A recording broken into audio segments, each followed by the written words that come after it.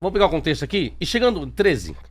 Chegando Jesus às partes de Cesareia de Filipe, interrogou os seus discípulos, dizendo: Quem dizem os homens ser o Filho do Homem?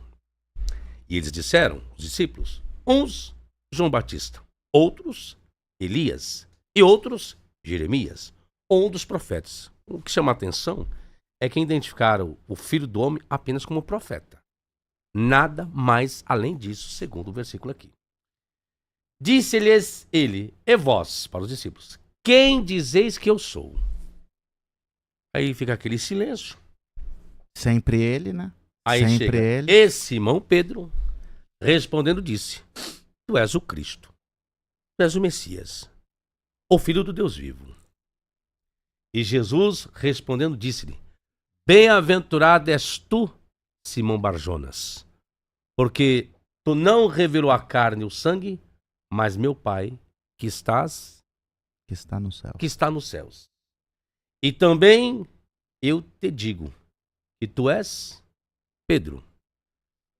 E sobre esta pedra edificarei a minha igreja, e as portas do inferno não prevalecerão contra ela. Certo? E te darei as chaves do reino dos céus, e tudo o que ligares na terra será ligado nos céus, e tudo o que desligares na terra será desligado nos céus. Agora essa parte que eu acho linda, maravilhosamente. Eu também, a que eu mais gosto é o que vem agora. Então mandou aos seus discípulos que a ninguém dissesse que ele era Jesus o Cristo. Ok. E realmente não disseram mesmo não. Mas você quer entrar na questão do papado? Sim, quero saber sobre... Com base nesse Acho que é o versículo. melhor texto pra isso, né? É Sabino? isso aqui, não tem Certo, outro, né? É. Perfeito. Aonde está o problema, até no grego nós vamos encontrar essa diferença, nessa palavrinha aqui, ó. No pronome demonstrativo. Qual a diferença entre o pronome demonstrativo? Esta, essa e aquela. Isto, isso e aquilo. Este, esse, aquele. Qual a diferença? Esse indica o que vem o antes, este indica o que vem depois. Essa primeira Tô falando pessoa, besteira? essa Na segunda língua pessoa. portuguesa, Na língua né? portuguesa. Ok. Esta primeira pessoa aplicada à primeira pessoa, essa aplicada à segunda e aquela aplicada à terceira pessoa. Nós temos um problema, que o diálogo está diretamente Pedro, que teve a revelação, que é o contexto. Mais do que indicar a pessoa, Sim. tá certinho, até onde eu sei o que você falou, mas mais do que isso, o essa indica algo que está atrás. Uhum. Então, isso que nós estamos falando é sobre o Ministério Petrino. Isto que vamos falar aí é o que vamos falar agora. Tem isso também. Como Né, Jesus, é o Jesus ok. quem Também quem o grego está... respeita essa Sim. mesma... Como é Jesus quem está dizendo, Certo. o pronome demonstrativo esta, não, se fosse essa, seria aplicado a Pedro. Se fosse essa, é Jesus quem está dizendo. Sobre essa pedra edificarei a minha igreja. Se eu coloco sobre esta, eu estou dizendo a mim mesmo, a minha pessoa. Porque sou eu o interlocutor. Sou eu quem estou dizendo. Rutos, no grego. Rutos. Rutos. Mas a gente teria um problema se ele não está se referindo a Pedro. Tá. Então, se tivesse essa, seria Pedro. Se ele não estivesse se referindo a Pedro, nós temos um problema aí mais sério, para Uhum. usar Vamos lá. a sua expressão. Por que ele deu a chave a Pedro, então? Por que ele não ficou com a chave? Vamos lá? Se ele está falando de si. Figura de linguagem, não é isso? Nós estamos tendo uma figura de linguagem, certo? E as portas do inferno... O inferno não tem porta? Certo. Pô, tem uma figura de linguagem. Perfeito. Não prevaleção contra ela. Perfeito. Eu te darei as chaves do reino do céu. Eu te darei a chave do reino do céu.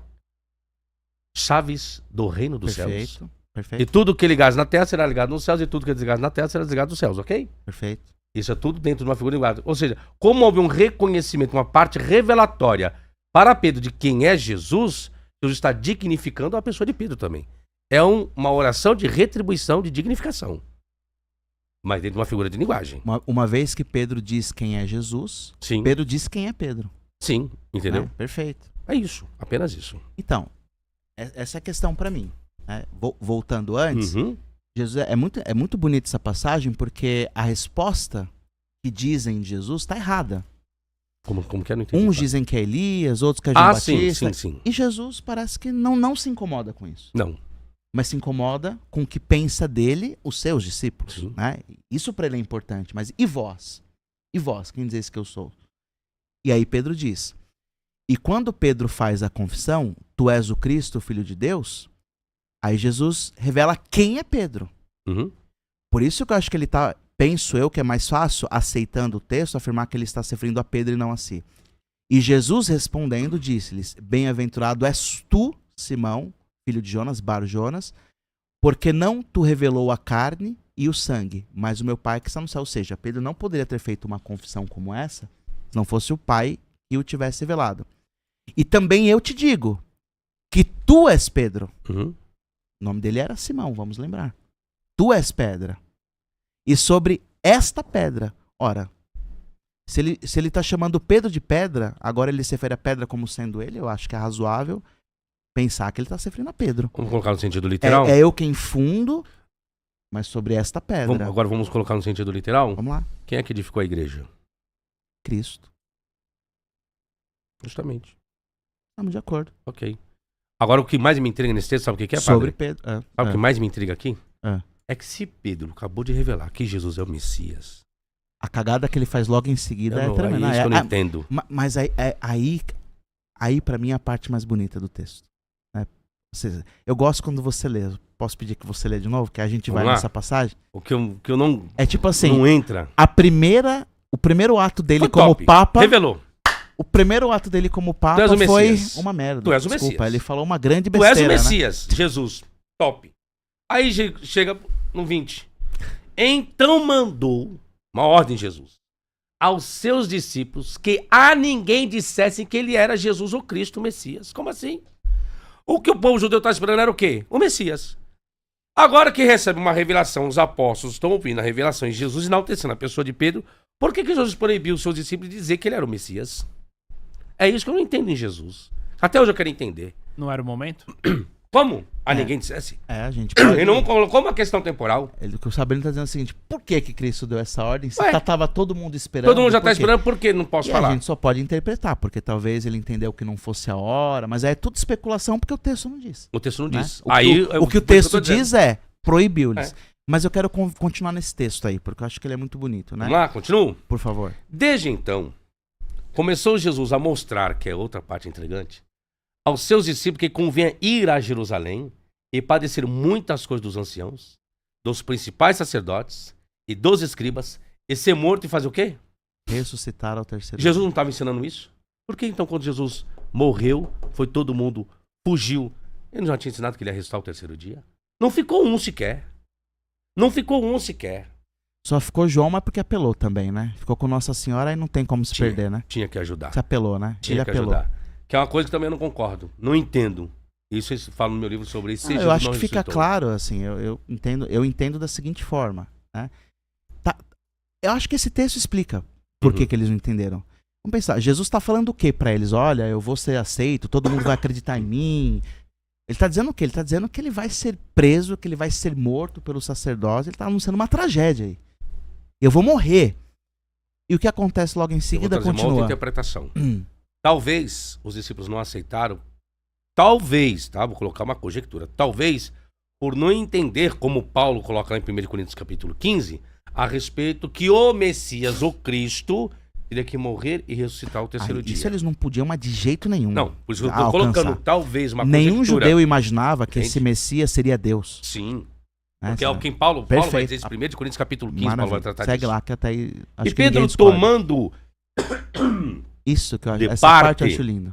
começou a repreendê-lo dizendo: Senhor, tem compaixão de ti. De modo nenhum te acontecerá isso.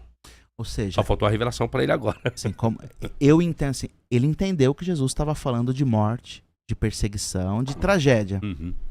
E ele, imagino, né? Isso é um ato de quem ama, né? Sim. De quem ama. Puxa, não quero que você sofra, que isso não te aconteça, né? Isso não te acontecerá. Então veja, qual a beleza desse texto? Esse é um texto altamente eclesiológico dentro da teologia, porque isso garante, né, o ministério petrino, porque Jesus não revoga depois dessa grande bobagem que Pedro fala. No entanto, não garante que aqueles que estariam à frente da igreja não cometeriam pecados e erros. Sim. Né? Sim. E tem mais, né? Se a gente faz uma ponte dessa passagem com a última ceia, quando Pedro diz a Jesus: Senhor, eu não vou deixar que isso aconteça.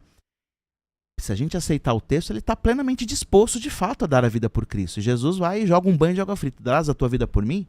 Pois eu te digo que antes que o galo cante 2 vezes, 3 vezes me negarás. Mas no horto, quando chegam os soldados, o que Pedro faz? Tira a espada e corta a orelha dos soldados. Ele vai pro pau. Ele estava disposto, de fato, a matar ou morrer por Cristo. Mas aí Jesus vem e diz, olha, mete a tua espada na bainha, todo aquele que fere pela espada será ferido. Então, Pedro era sincero no propósito. Ele estava disposto realmente a dar a vida por Cristo. Foi Cristo quem não permitiu. Então, isso para mim é uma das belezas. No entanto, o que me encanta nesse texto, já que o tema é o ministério petrino? Jesus garante que é ele quem edifica a igreja, esta pedra é Pedro, mas é a sua igreja, portanto. Alguém que afirma que Jesus nunca quis uma igreja não tem que rejeitar esse texto. Porque ele diz, tu és Pedro, sobre esta pedra edificarei a minha igreja. Tem que rejeitar o Novo Testamento completo. Perfeito. Tá bom. Né? Maravilha. Bom. Porque de vez em quando, hoje em dia, a gente vê alguém dizer, não, Cristo nunca quis fundar uma igreja, etc. Não. A igreja são as não pessoas. Tem como. Então a Exato. igreja existe desde o Antigo Testamento. Perfeito. Né? Tá bom. No entanto, ele não disse que essa igreja seria infalível, que não teria pecado, que não conteria erros. Mas ainda assim ele não revoga, depois da besteira que Pedro fala, Jesus pelo contrário. O primeiro Papa parece que está possuído nessa passagem, né? Ele, porém, voltando-se, disse a Pedro, para trás de mim, Satanás, que me serves de escândalo, porque não compreendes as coisas de Deus, mas só as que são dos homens. Ele repreende, no entanto ele não revoga. Não, a partir de agora você não serve mais para ser Papa. Para mim é a grande beleza assim, desse texto. Isso nem os protestantes negam, que a igreja fundada por Cristo é a igreja católica. O que eles afirmam é que esta igreja se perdeu no tempo, se desviou do propósito, não é mais a autêntica igreja de Cristo. É isso que afirma um protestante, né? Mas eles não negam que Cristo fundou uma igreja. Aí eu discordo dos protestantes, eles têm que aceitar sim a sucessão. Perfeito. Não tem como, gente. Porque é história, né? Não tem como, você pode, isso é história. Você pode até negar que isso seja divino, mas você não tem como negar a sucessão apostólica. Estou te falando que você é mais católico que muito católico. Não, eu tenho que ser justo. Porque onde está a sucessão? Porque você é honesto, né? Na Bíblia, a sucessão, biblicamente, você tem só de um, que é Matias no lugar de Judas. Isso é uma sucessão. Você não vai ver quem sucedeu Barnabé, quem sucedeu Mateus. Nós não temos.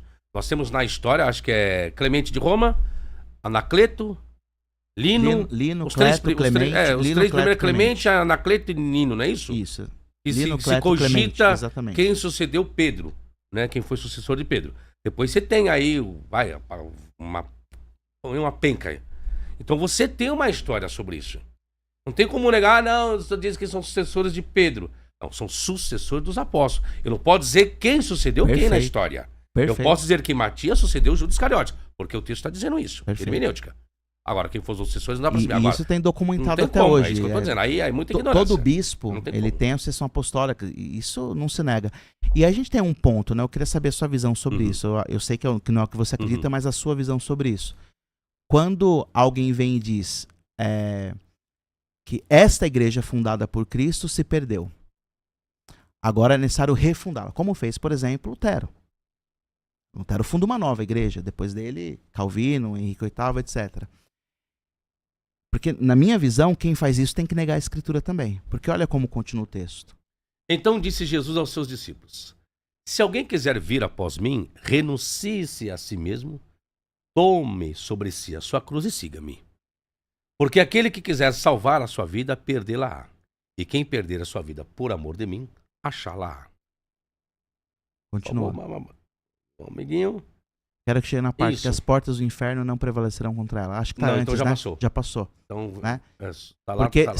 veja, eu te darei as chaves do reino dos céus. Né? Vai lá. A sua voz fica mais bonita. Aqui. 18. E também eu te digo que tu és Pedro, e sobre esta pedra edificarei a minha igreja, e as portas do inferno não prevalecerão contra ela. Ou seja, se a igreja se perdeu, se ela se desviou do caminho, então as portas do inferno prevalecerão contra ela. Uma figura de linguagem, sim. Não é? Aí nós teremos que interpretar o conceito de inferno, o conceito das portas do inferno. Se a gente considerar simplesmente como ela se desviou do caminho e ela... Sabe o que eu vou fazer? Eu vou fazer ano que vem uma série sobre o Evangelho de Mateus. Pronto. Aí já destrincho logo. Eu queria a sobre sua Mateus. interpretação sobre isso, assim, ou qualquer pessoa, não vamos pensar nos nossos irmãos evangélicos, mas alguém que afirme que a igreja em algum tempo se perdeu, no período da Idade Média, no período de grandes escândalos, então é necessário refundar a igreja, uma outra igreja. Se for Então eu assim- estou dizendo que esse texto aí não é inspirado. Não, se eu for assim, então eu vou dizer então que a igreja está se reformulando a cada dia. Perfeito. Vamos lá? Do catolicismo Perfeito. surge o protestantismo, certo? Martinho Lutero, ok? Do protestantismo, o que aconteceu? Tivemos as tradicionalistas. Das tradicionalistas tivemos as pentecostais. Das Perfeito. pentecostais nós tivemos as neopentecostais. Agora nós temos LGBT, mais não sei mais o quê. Agora tem Entendi tudo aí. Então você Ué, concorda, E não é? comigo É. que afirmar isso é Não, negar não, esse não, não, texto. não, é Não, ignorância. não tem como afirmar inspiração e negar. Uma vez Perfeito. perguntaram pra mim, professor, o senhor acredita que um dia a igreja vai acabar? Não, gente. Não, gente. Não tem Só como. se acabar o mundo. Não. Aí acaba a igreja. Aí Entende? vira uma outra A igreja. mesma coisa. Vocês acham que o judaísmo vai acabar? Não. O Islã vai acabar? Não. O espiritismo vai acabar? Não. Gente, nenhuma religião no mundo não vai acabar, senhores. Você pode reformular. É diferente. Agora, acabar é outra história. Ainda mais quando existe um livro normativo. O que pode acabar é não existindo nada que possa reger aquilo. Um livro normativo. Quando eu crio uma concepção, uma ideia, uma vontade, um desejo, algo que não tenha nenhuma regra, isso pode acabar. Agora, naquilo que existe uma regra como a Bíblia, querendo ou não, a Bíblia é um livro Perfeito. normativo, um livro de normas. Havendo livro normativo, Também, não um tem livro como a religião acabar, é impossível.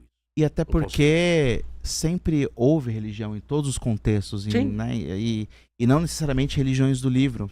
Concordo plenamente com você. É como se o ato religioso fizesse parte da própria natureza do homem, né? Faz. E aí justifica a sua posição. A Por isso, ontologia. A gente trabalhou na ontologia aquela hora.